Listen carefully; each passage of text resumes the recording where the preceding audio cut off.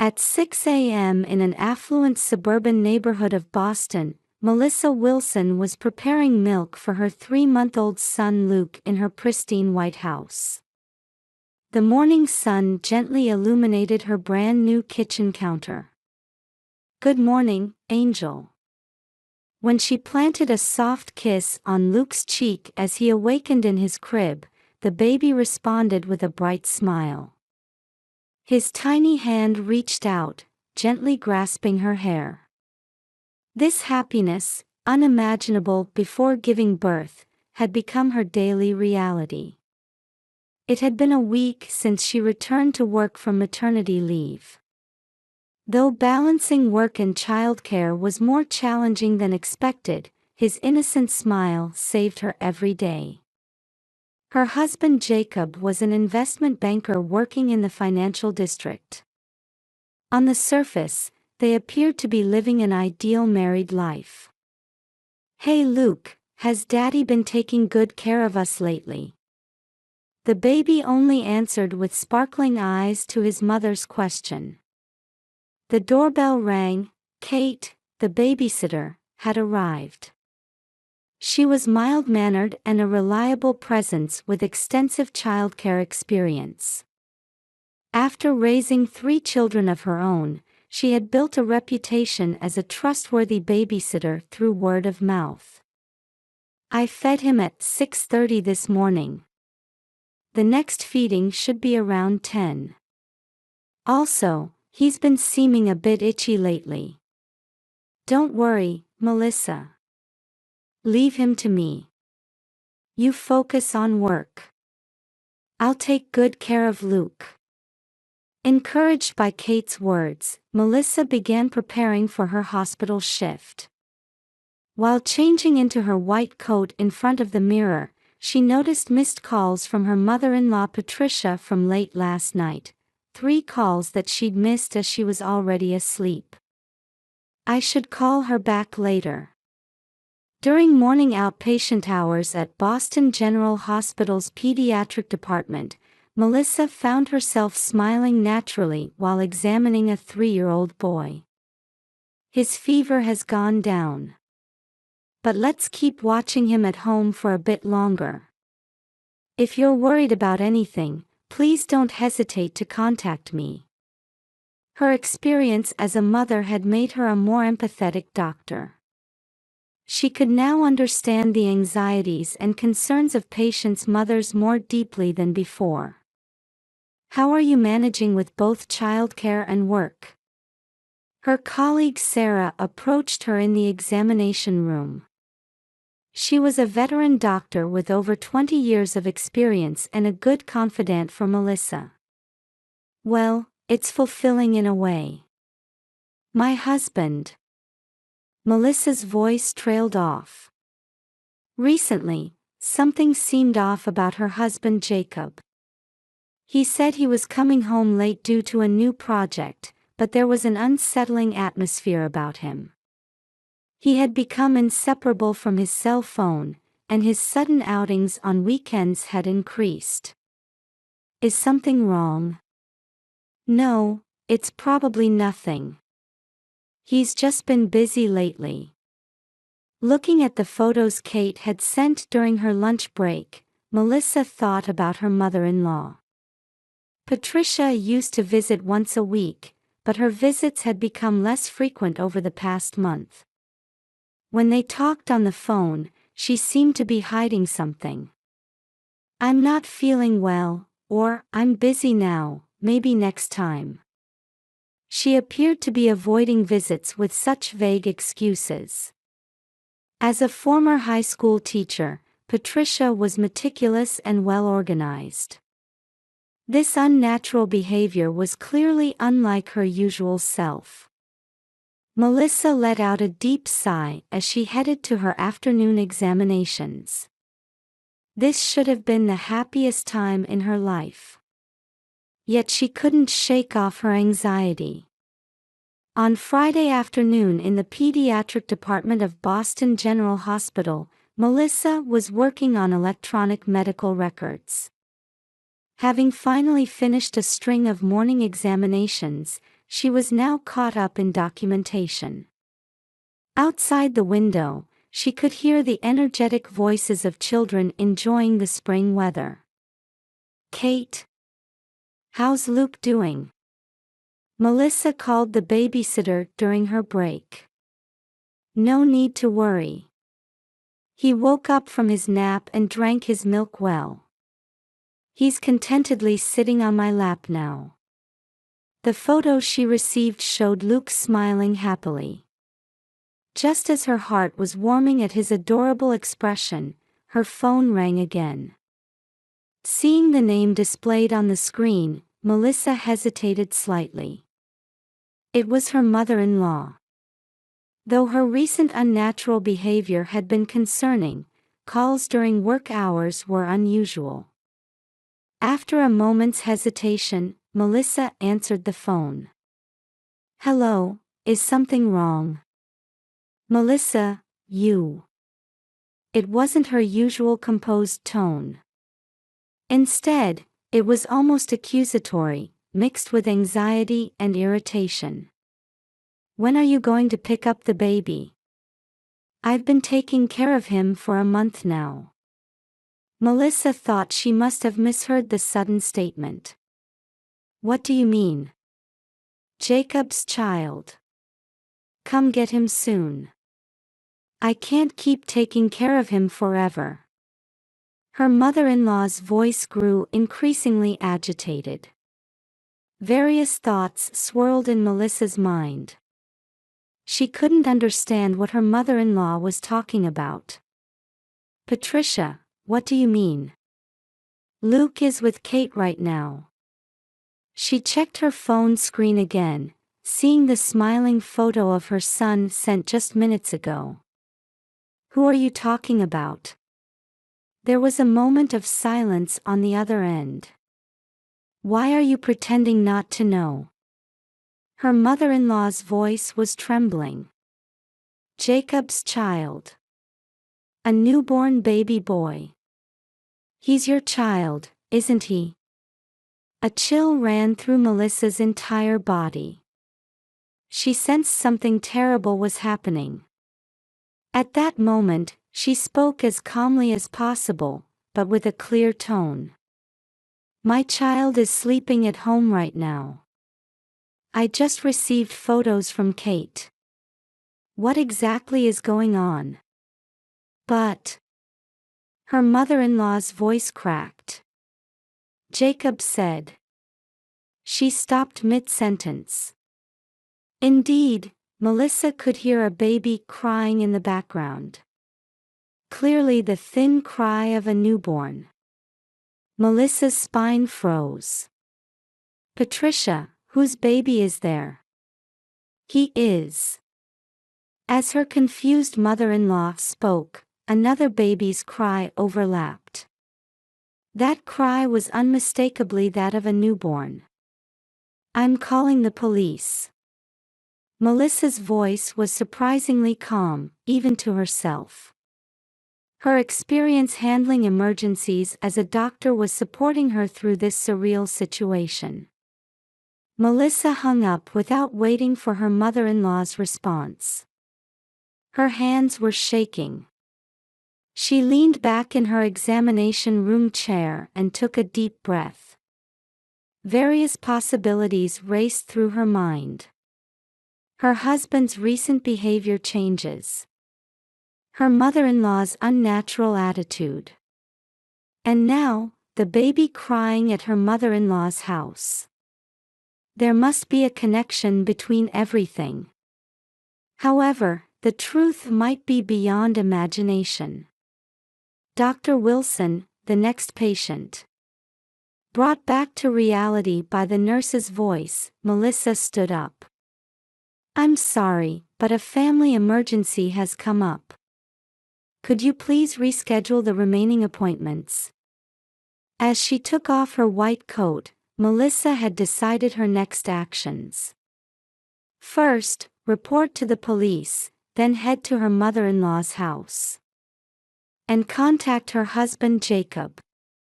Considering the gravity of the situation, there was no time to waste. Kate, I'm sorry. Something urgent has come up. While grabbing her car keys, Melissa called the babysitter. Don't worry about Luke. But what's wrong? Your voice is shaking. I don't have time to explain. Just. Melissa chose her words carefully. Even if Jacob comes home today, don't let him in under any circumstances. Don't open the door to anyone until I return. Please, Kate. Protect my precious son. After hanging up, Melissa headed to the hospital parking lot. Despite the spring weather, her heart felt as cold as ice. What truth awaited her at her mother-in-law's house? And how would that truth change her life? Her steps toward the parking lot were heavy but unwavering. As a mother, as a doctor, and as a woman, she had resolved to face the truth. At the Boston police station, Melissa was pleading the urgency of the situation. There may be a newborn being kept at my mother-in-law's house. We don't know if there's a birth certificate. Lieutenant Johnson from the Child Abuse Investigation Unit listened intently to Melissa's plea with a serious expression.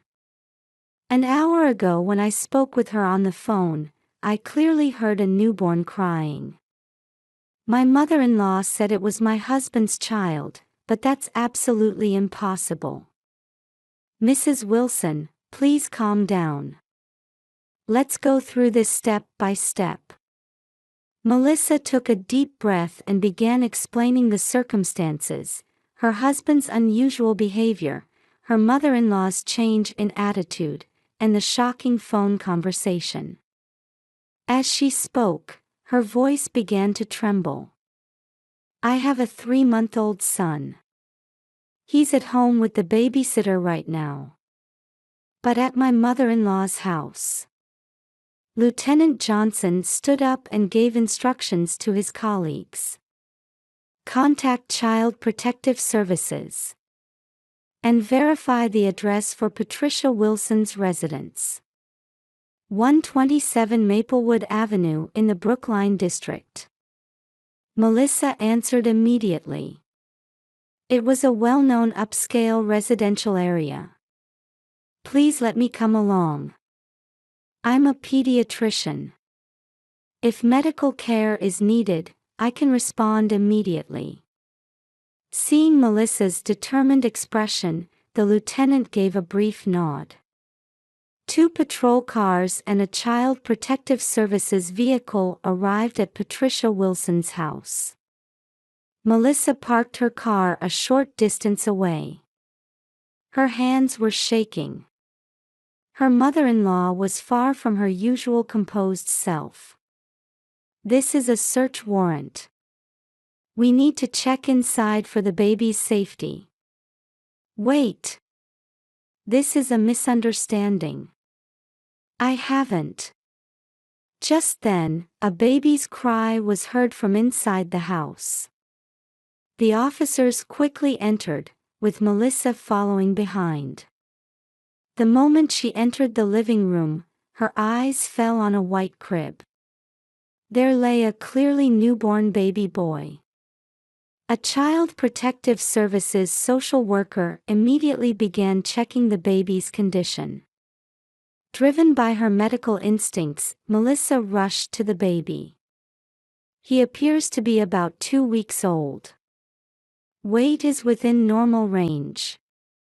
However, while observing the baby, Melissa noticed something concerning. There's mild jaundice. He might need immediate testing. Meanwhile, the officers were searching the house. Baby supplies, diapers, formula, everything looked new. Then, the lieutenant picked up a document. A birth certificate. Dated 2 weeks ago. In the mother's name column was an unfamiliar name. Ashley Morgan. Upon hearing that name, her mother-in-law collapsed into a chair. Jacob asked me to. Through tears, she struggled to form words. My son told me it's Melissa's child, but she's staying at her parents' for the birth, and I believed him. In Melissa's mind, various pieces started connecting. Her husband's unusual behavior, late-night outings, obsessive phone checking. Child Protective Services staff were proceeding with emergency custody procedures. The baby will be taken to a temporary shelter. No. Melissa interrupted. I'll oversee his care as a pediatrician. I'm concerned about his jaundice. This child's health comes first. Faced with Melissa's resolute attitude, the Child Protective Services staff had to agree. Very well. However, it will be under constant supervision. An ambulance arrived, and Melissa would accompany the baby to the hospital. Before getting into the ambulance, she glanced at her mother-in-law, who remained collapsed in the chair. At Boston General Hospital's neonatal unit, the baby's test results were coming in. Fortunately, there were no serious health issues. Melissa breathed a sigh of relief. The lieutenant entered the hospital room. Any contact with your husband? His cell phone appears to be turned off. His office says he's absent. Just then, Melissa's smartphone vibrated. The screen showed a message from Ashley Morgan. I'll tell you everything. But please, think about this child. Melissa sighed deeply as she typed her reply. I understand. Please tell your story to the police with me present. The truth that was about to be revealed might dramatically change her life. However, there was now something unshakable within Melissa. It was her determination to protect the innocent life before her, both as a doctor and as a mother. While watching the baby sleeping peacefully in the incubator, she began considering her next steps. That night, in the neonatal intensive care unit of Boston General Hospital, Melissa was checking the baby's charts with a tired expression. The DNA test results had just come in. Indeed, he is Jacob Wilson's child. The lieutenant's voice echoed in the quiet hospital room. The mother's column listed Ashley Morgan. Everything was becoming clear. Ashley Morgan is at the station. She says she's ready to tell her story. Melissa sighed deeply and slowly stood up. After glancing at the baby sleeping in the incubator, she followed the lieutenant. Walking through the hospital corridor, various thoughts swirled in her mind. Anger toward her husband, the pain of betrayal, and complex feelings about the baby before her. Melissa. Suddenly, a familiar voice rang out from behind. Turning around, there stood Jacob, looking exhausted. Let me explain. Be quiet. Melissa's cold voice cut off her husband's words. The DNA test results are in. That child is yours and Ashley Morgan's. The color drained from Jacob's face. I'll tell you everything. The lieutenant guided them to a small conference room. Ashley was already waiting there, sitting in a chair with a tired expression. I'll tell you everything. Ashley began speaking. Jacob and I have been involved for a year. At La Bella Vita, where he was a regular. The story unfolded matter-of-factly. The affair, unexpected pregnancy, and birth. Jacob tried to cover everything up. He planned to switch the babies while Melissa was on maternity leave. He said, "My wife is staying with her parents for the birth. During that time, I want to leave our child with my mother." Ashley's voice trembled. "At first I was suspicious, but with a large sum of hush money and the promise that Melissa would raise him." "Wait," Melissa interrupted. "I would raise him. You were trying to switch my baby." Jacob looked up. "You would, surely, be a wonderful mother. To both children. You tried to use my child to cover up your affair." Her voice shook with anger, yet it was ice cold. Jacob desperately tried to explain, making her believe it was Melissa's child. "Shut up." For the first time, Melissa exploded with emotion. "You were introduced to me by the doctor who saved my life. You swore you loved me. And you were supposed to be the father of our child." Tears streamed down her cheeks. "Yet you planned something so despicable." Just then, Patricia entered the small conference room. She had just finished giving her statement to the police. "Melissa, I truly..." Melissa had regained her composure. "I understand you were deceived. But why didn't you notice sooner?" Patricia collapsed into a chair. "I started feeling something was wrong recently. But I wanted to believe my son." "I see." Melissa took a photo from her bag. It was the photo of her son sent by Kate this morning. "This is my precious son, Luke. He's grown wonderfully to 3 months old." Looking at the photo, Melissa strengthened her resolve. "Jacob, this is the end. I'll file for divorce tomorrow. Child support and compensation will be handled through my lawyer." "Wait. Think about this calmly." "I am calm." Melissa stood up. "Ashley." Surprised at being suddenly addressed, Ashley looked up. "Your child needs treatment for jaundice. I will do my best as his primary physician. However, that is only fulfilling my duty as a doctor. Please don't involve yourself in our lives any further." The lieutenant cleared his throat. "Now, we'll proceed with the arrest. Jacob Wilson, you're under arrest for creating and submitting false birth certificates." The sound of handcuffs echoed. Patricia let out a cry. After witnessing everything, Melissa headed back to the neonatal unit.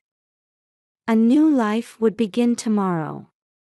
Though there were anxieties about balancing childcare and work alone, her heart was already made up. Before opening the door to the neonatal unit, Melissa took out her cell phone. "Kate. Thank you. Is Luke asleep?" "I see, that's good. I'm heading home now.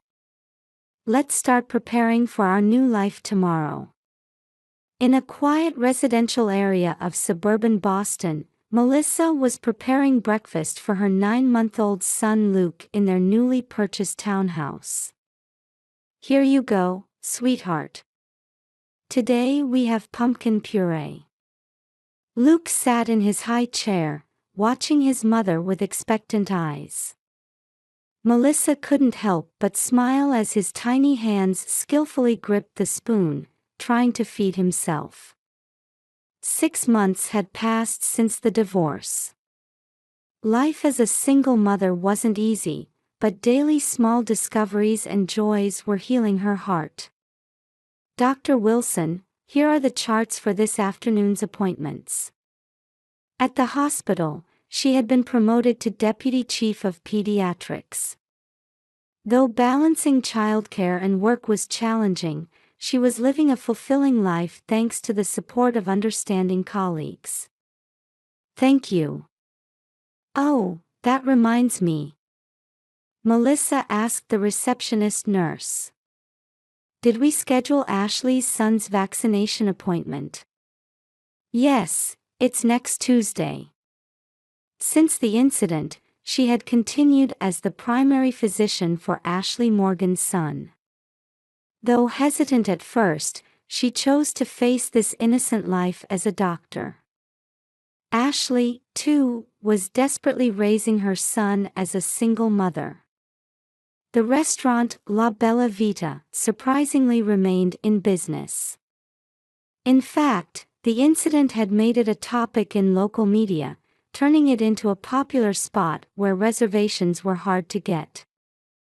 Meanwhile, Jacob received a suspended sentence and resigned from the investment bank. He had apparently moved to the West Coast in search of new work. Melissa retained full custody, and child support payments were being made without delay. Patricia had changed significantly after this incident. Though pained by her son's betrayal, she repeatedly apologized to Melissa and Luke, and now devoted herself to volunteer work at local childcare facilities. Grandma wants to see him. Melissa's mother was looking forward to spending time with Luke on the weekend. Their family bonds had grown even stronger than before. Dr. Wilson, we have an emergency patient. Just then, a call came in from pediatric emergency. I understand, I'll be right there. As she changed into her white coat, Melissa looked out the window. The seasons had changed from spring to summer and now to fall, with the street trees beginning to show their autumn colors. Life sometimes presents unexpected challenges. But overcoming these trials makes us stronger and more compassionate. Dr. Wilson. You have a lovely visitor. The receptionist called out. There stood Michael Thomas, her friend since college and a child psychologist. She could feel her heart gradually opening up to his kind smile, as he had been increasingly attentive to her lately. When people lose something, new encounters await them. Melissa now felt a definite sense of progress. As a mother, as a doctor, and as a woman, a new chapter in her life was quietly but surely beginning to unfold.